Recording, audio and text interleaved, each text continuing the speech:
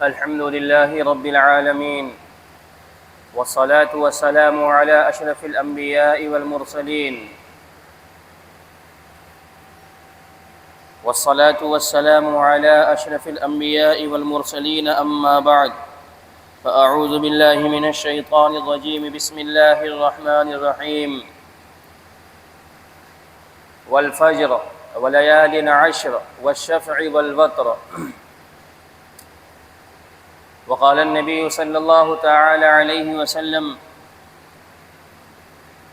كما روي في جامع الصغير: أفضل أيام الدنيا أيام العشر، أو كما قال عليه الصلاة والسلام. میرے محترم بزرگوں، دوستوں، عزیزوں، نوجوان ساتھیوں، طلبہ عزیز،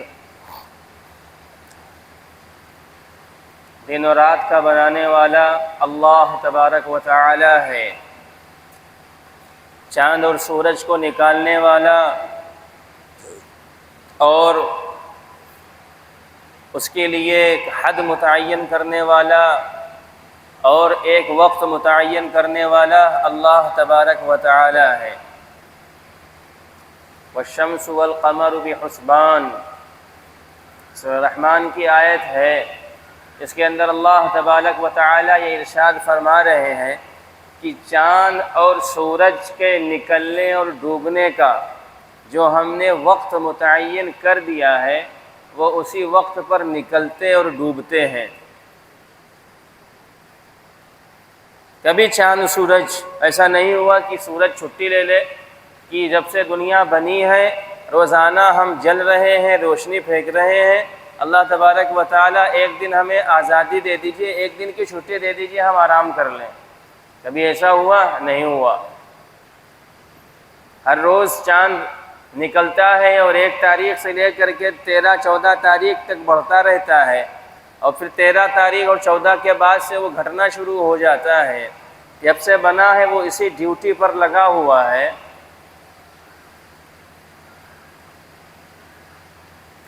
یہ اللہ تبارک و تعالی نے متعین کیا ہے. تو شب اور روز کا آنا، دن و رات کا آنا جانا، سال اور مہینے اور ایام کا خالق اللہ تبارک و تعالی ہے. قرآن پاک میں دوسری جگہ ارشاد فرمایا: ان عدۃ الشہور عند اللہ 12 شہرا. اللہ کے نزدیک مہینوں کی گنتی 12 ہے، یعنی اللہ تبارک و تعالی نے 12 مہینے متعین فرمائے ہیں. فیہا اشہر الحرم، اس کے اندر 4 ماہ ایسے ہیں جو حرمت والے ہیں، جنہیں حرمت والے ماہ کہا جاتا ہے: رجب، ذوالقعدہ، ذوالحجہ اور محرم. یعنی کہ ان کے حرمت کا مہینہ کیا ہے کہ ان کے اندر عبادت اور ثواب کی مقدار بڑھا دی جاتی ہے، اور اس کے اندر گناہوں سے بچنے کا انسانوں اور مسلمانوں کو زیادہ اہتمام کرنا چاہیے. جیسے اب یہ ذی القعدہ کا مہینہ چل رہا ہے، اس کے ختم ہونے میں 2 دن باقی ہیں. اگلا مہینہ جو آنے والا ہے وہ ذوالحجہ کا مہینہ ہے. ذوالحجہ کا مطلب ہے حج والا مہینہ. یہ قابل احترام مہینوں میں سے ایک ہے کہ جس کے اندر حج ہوتا ہے، اس کے اندر قربانی ہوتی ہے، اس کے اندر وقوف عرفہ ہوتا ہے. اور اس کی اہمیت اور فضیلت کا پتہ اس بات سے چلتا ہے کہ اللہ تبارک و تعالی نے اس کی قسم کھائی ہے سورہ فجر کے اندر: والفجر، اور قسم ہے فجر کے وقت کی. ولیال عشر، مفسرین فرماتے ہیں کہ اللہ تبارک و تعالی نے قسم کھائی ولیال عشر، یعنی 10 راتوں کی قسم ہے. راتوں کی قسم کھا کر کے دن بھی اس کے اندر شامل فرما دیا. کل ملا کر کے 10 رات اور دن کی اللہ نے قسم کھائی ہے. والعشر ولیال والفجر ولیال عشر، یہ 10 راتوں کی قسم ہے. اب ظاہر سی بات ہے کہ اللہ تبارک و تعالیٰ کی ذات بلند اعلیٰ مرتبے والی ہے. اللہ جس چیز کی قسم کھا لے اس کی اہمیت بڑھ جاتی ہے. تو اللہ نے ان 10 دنوں کی جو آنے والا ہے ان کی قسم کھائی، ان کی راتوں کی قسم کھائی ہے. پھر حدیث کے اندر روایت ہے، متعدد احادیث کی کتب کے اندر روایت موجود ہے، اللہ کے نبی علیہ الصلاۃ والسلام اس کے دنوں کے اندر روزوں کا اہتمام فرمایا کرتے تھے، اور اس کی رات کے اندر عبادت کا کثرت سے اور شدت سے اہتمام فرمایا کرتے تھے۔ بعض روایت کے اندر ہے کہ یہ ذی الحجہ کے جو 10 دن اور 10 راتیں ہیں، یہ رمضان کے بھی ایام سے زیادہ فضیلت والی ہیں۔ جو اس کی راتیں ہیں، مفسرین نے قید لگائی اس کے اندر علماء نے کہ ایام جو جو آخری عشرہ رمضان کا ہے وہ تو شب قدر والا ہے، اس کی برابری تو کوئی دن نہیں کر سکتا، اس کو آپ چھوڑ دیجئے، لیکن اول عشرہ جو رمضان کا ہے، جو دن کا ہے، وہ اس سے زیادہ فضیلت والا دن اور رات یہ عشرہ ذی الحجہ کا ہے۔ اس کی عبادت کا ثواب اللہ تبارک و تعالی بڑھا دیتے ہیں۔ اس کے روزہ رکھنے کا اہتمام اللہ کے نبی جناب محمد الرسول اللہ صلی اللہ تعالی علیہ وسلم نے اس کے اندر فرمایا ہے، اور راتوں کے اندر کثرت سے عبادت، ویسے بھی آپ کی کوئی رات بغیر عبادت کی نہیں ہوتی تھی، آپ کی کوئی رات بغیر نماز و تہجد اور اللہ کے سامنے بغیر روئے ہوئے نہیں گزرتی تھی، لیکن خاص دن اور ایام کے اندر آپ امت کو سبق سکھانے کے لیے، امت میں نمونہ بننے کے لیے اور امت کو سکھانے کے لیے اہتمام اور کثرت کے ساتھ عبادت فرمایا کرتے تھے۔ تو میرے دوستوں عزیزوں، یہ جو دن آنے والے ہیں یہ بڑے قابل احترام دن ہیں، بڑے اہتمام کے ساتھ ہمیں اس کے دن اور ایام کو گزارنے کی ضرورت ہے۔ یہ جو ایام آتے ہیں فضیلت والے، اور یہ جو راتیں آتی ہیں کہ تھوڑا عبادت کرو زیادہ ثواب ملتا ہے، تھوڑا روزہ رکھو زیادہ ثواب ملتا ہے، تھوڑی عبادت اور نفلیں پڑھ لو زیادہ ثواب ملتا ہے، یہ وقتی طور پر سال میں 2-4 مرتبہ اللہ تبارک و تعالیٰ کی طرف سے چھوٹ آتی ہے، اللہ کی طرف سے آفر آتا ہے۔ جیسے دنیا کے سامان کے اندر آفر آتا ہے تو لوگ کیسے لپکتے ہیں کہ جلدی سے جلدی فائدہ اٹھا لیں، آفر چل رہا ہے جلدی سے خریداری کر لیں۔ رمضان ہوا، محرم کا دن ہوا، شب قدر کی راتیں ہوئیں، رمضان کا آخری عشرہ ہوا، اور یہ ذی الحجہ کا 10 دن جو آنے والا ہے، یہ سب اللہ کی طرف سے انعام اور آفر کا دن ہے۔ پتہ نہیں زندگی ہماری کب ختم ہو جائے، جو ہمیں لمحہ مل رہا ہے، جو ہمیں گھڑیاں اور ساعت ہمیں میسر آ رہی ہیں، اس کو ہم زیادہ سے زیادہ قیمتی بنا کر کے اس میں عبادت کر کے اور اپنا جو ہے ذخیرہ ثواب کو بڑھانے کی ضرورت ہے کہ ہمارے نامہ اعمال میں زیادہ سے زیادہ ثواب لکھ جائیں۔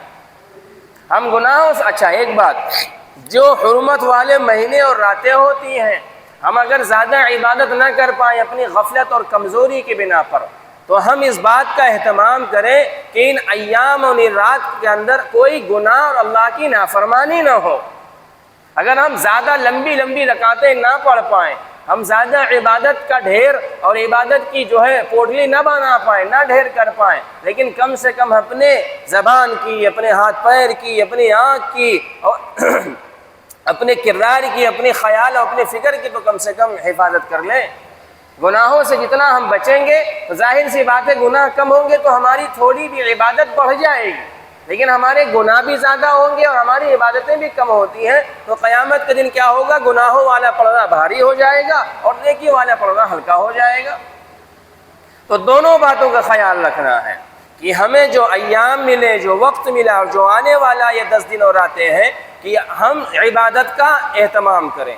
سب سے پہلی بات روزے رکھ پائیں۔ روایت کے اندر ہے، ابو داؤد کے اندر روایت ہے کہ اللہ کے نبی علیہ الصلاۃ والسلام اس 9 دن کے اندر روزہ رکھا کرتے ہیں، 10ویں دن کوئی روزہ نہیں ہے، یعنی عید کے دن اور 10ویں دن یہ تینوں دنوں کے اندر ایام ہے، ایام تشریق اسے کہا جاتا ہے اور ایام قربانی اسے کہا جاتا ہے، اس کے اندر روزہ رکھنا حرام ہے۔ کوئی اگر رکھے گا بھی تو روزہ نہیں ہوگا، کیوں؟ اللہ کا حکم ہے کہ تم کھاؤ پیو، آج روزے کی ضرورت نہیں ہے۔ تو اسلام اسی کا نام ہے کہ اللہ نے جس چیز کا حکم دیا اس چیز کو مان لینے کا نام مسلمان ہے۔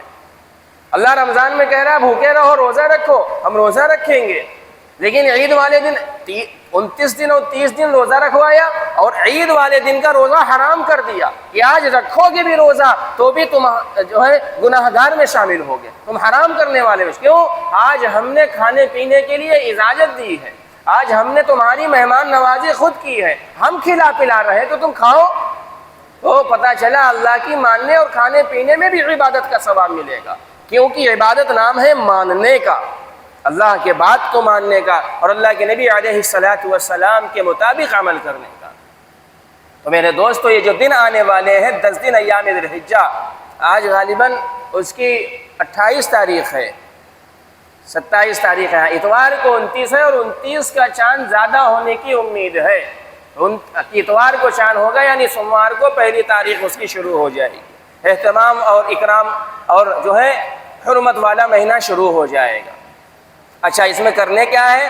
جو لوگ جن کے اوپر قربانی واجب ہے، قربانی ان کے اوپر واجب ہے کہ جن کے پاس 52.5 تولہ چاندی موجود ہے یا اس کے برابر اس وقت کی قیمت کے پیسے موجود ہیں، جو ان کی ضرورت سے فارغ ہیں اور قرض دار نہیں ہیں، ان کے اوپر اب اگر ہر ایک گھر کا فرد اتنا مالک ہے نصاب کا تو ہر ایک کے اوپر قربانی فرض ہوگی۔ ایسا نہیں کہ گھر کے بڑے اور مکھیے کی طرف سے قربانی کر دی جائے، اولاد کی طرف سے کافی ہو جائے، بیویوں کی طرف سے کافی ہو جائے، ایسا نہیں ہوگا۔ اگر عورت مالدار ہے، مالک نصاب ہے تو اس کے اوپر الگ قربانی فرض، اولاد مالک ہیں اتنے پیسے کی کہ جتنے پیسے میں 52.5 تولہ چاندی مل جائے تو ان کے اوپر قربانی فرض ہے اور باپ کے اوپر الگ سے فرض ہے۔ اگر یہ لوگ قربانی کا ارادہ رکھتے ہیں، ایسے لیے جن کے اوپر قربانی فرض ہے، تو کیا ہے؟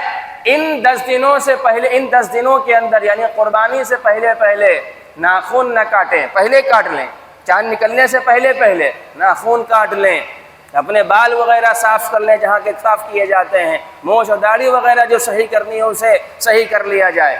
کیوں حکم ہمیں فرمایا گیا کہ ہمیں نقل کرنی، جیسے حاجیوں کے لیے احرام کی حالت میں قربانی کرتے ہیں اور وہ بال نہیں کاٹ سکتے، ناخن نہیں کاٹ سکتے، اسی لیے ان کی نقل اگرچہ ہم نہیں پہنچ پائے حج کرنے کے لیے، لیکن حدیث کے ذریعے سے اور اللہ نے ہمیں حکم دیا، اللہ کے رسول نے ہمیں حکم دیا کہ ہم حاجیوں کی نقل کریں۔ صاف صاف بات کیا کہ اگر ہم قربانی کروا رہے ہیں اپنی طرف سے تو چاند نکلنے کے بعد سے، یعنی چاند جب نکلتا ہے غروب کے بعد، اتوار کے دن کے بعد سے، اتوار کے دن مغرب کے وقت سے لے کر کے جب تک ہماری قربانی نہ ہو جائے، 10 کو ہے تو 10 کو قربانی ہونے کے بعد بھی ہم ناخن اپنے مونچھ وغیرہ صاف کر سکتے ہیں، 11 کو ہے تو 11 کے بعد اور 12 کو ہے تو 12 کے بعد، قربانی کے بعد قربانی ضرور کریں، بڑی فضیلت کی بات ہے، انشاءاللہ قربانی کے فضائل پھر اگلے ہفتے۔ ابھی تو اس کی بات ہو رہی ہے جو وقت آنے والا ہے، جو 10 دن اور 10 ایام آنے والے ہیں۔ ہمیں کوشش کرنی چاہیے کہ ان دنوں میں کرنا کیا ہے؟ 5 وقت کی نمازوں کا اہتمام، سب سے پہلی چیز کہ ہماری فجر بھی جماعت کے ساتھ ہو، ظہر عصر مغرب عشاء بھی جماعت کے ساتھ۔ اگر اللہ موقع دے دے، اور سب کے پاس موقع ہوتا ہے، آج کل 12 بجے سے پہلے رات میں کون سوتا ہے؟ اچھا، ایک بات اور سمجھنے کی، ہم یہ سمجھتے ہیں کہ تہجد کا وقت صبح سونے کے بعد 4-5 بجے یا 3 بجے شروع ہوتا ہے، ایسا بالکل بھی نہیں ہے۔ کوئی شخص تہجد پڑھنا چاہے تو عشاء کے نماز اور وتر کے فارغ ہونے کے بعد ہی تہجد پڑھ سکتا ہے۔ جی، یہ سمجھنے کی بات ہے، اگر کوئی شخص اس کا اہتمام کرے تو سب لوگ پڑھ سکتے ہیں۔ چھوٹی راتیں ہوتی ہیں، 11-12 بجے سویا گیا تو ظاہر سی بات ہے فجر میں ہی مشکل ہوتا ہے، مشکل سے اٹھا جاتا ہے، تہجد میں کیسے اٹھا جائے گا؟ تو اس کے لیے بھی ہمیں آسانی مل گئی، علماء نے اس کے لیے بھی آسانی کر دی کہ جب تم سونے لگو تو سونے سے پہلے 2 اور 4 رکعت پڑھ لو، سونے کے وقت بھی نہیں پہنچ پائے، مسجد ہی میں ہو، وتر پڑھ لی تو وتر کے بعد 2 رکعت اور 4 رکعت تہجد کی نیت سے پڑھ لو، انشاءاللہ اللہ تہجد کا ثواب دے دے گا۔ تہجد کا وہ وقت نہیں کہ 3 بجے اور 2 بجے رات میں اٹھا جائے بھری نیند کے اندر۔ کوشش تو ہم کریں اللہ کے سامنے تہجد کی نیت سے نماز تو ہم ادا کریں، 10 بجے پڑھیں، ہم 11 بجے پڑھیں، عشاء کے بعد مسجد ہی میں پڑھ لیں ہم کہ یہ تہجد ہے، 2 رکعت کر کے تہجد کا ثواب مل جائے گا۔ مقصد یہ ہے کہ ہم کریں تو اللہ دینے کے لیے تیار ہے، لیکن ہم عمل کرنے کے لیے تیار نہیں۔